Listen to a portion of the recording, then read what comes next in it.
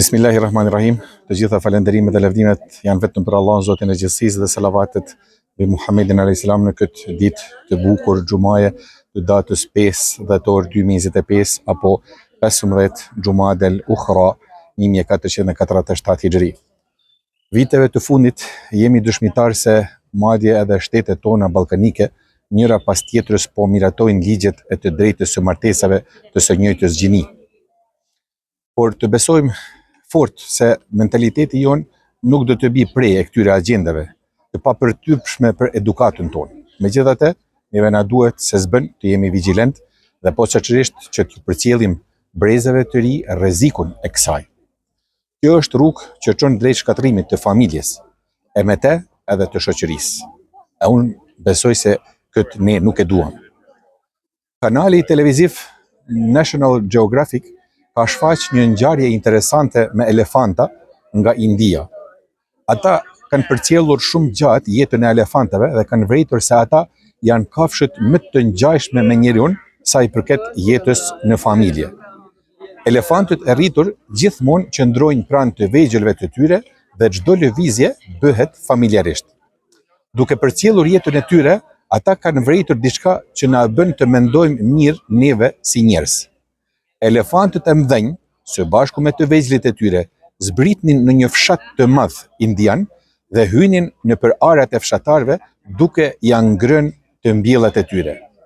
Fshatarët përdorën metoda të ndryshme për t'i larguar ata, por me kot. Kështu ata u detyruan që t'i vrasin elefantët prindër dhe t'i lënë gjallë të vegjëlit e tyre. Me këtë akt, fshatarët menduan se i dhanë fund problemit. Por ajo që ndodhi pas kësaj ishte edhe më e keqe. Mes elefantëve të rinj u rrit një brez i cili nuk kishte marrë edukatën e duhur nga prindërit e tyre. Përveç të mbjellave, ata filluan që t'i sulmojnë madje edhe njerëzit dhe t'ia shkulnin pemët e tyre, duke u shndruar në egërsira të vërteta. Kjo nga se i mungonte edukata nga prindërit si modeli më i mirë. Kështu, fshatarët u detyruan të sillnin nga Afrika elefant tjerë prindër së bashku me të vegjëlit e tyre. 6 muaj pasi u sollën ata, fshati ra përsëri në qetësi. Mesazhi që përcolli National Geographic ishte: ose ndërto një familje të shëndosht, ose ndërto një burg. Pra, ose do i edukosh mirë fëmijët tuaj që të bëhen njerëz të dobishëm në shoqëri, ose nuk do i edukosh ata fare dhe ata do të bëhen kriminela dhe do të mbushen burgjet me ta. Andaj, vlerësoje mirë mirësinë e familjes, para se të humbasësh atë. Prindërit janë begati, vëllai, motra, fëmijët, gruaja, gjyshi, gjyshja e tjerë. Sa janë të mëdha këto begati, do ta ndjesh vetëm atëherë kur ti humbasësh ata. Allahu subhanahu wa taala thot në Kur'anin famlar, në surën Nahl, ajeti 72, Allahu i ka krijuar për ju gratë tuaja, ju jep djemt e nipat dhe ju furnizon edhe me ushqime të mira.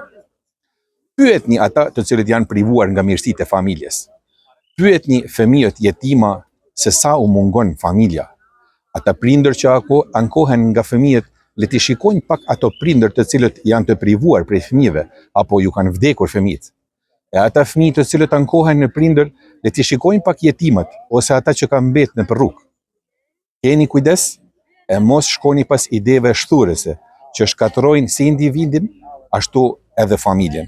I madhi Zot Xhelle Xhelaluhu na pyet në Kur'an: a vërtet doni ta ndrroni atë që është më e mirë me atë që është më e dobët?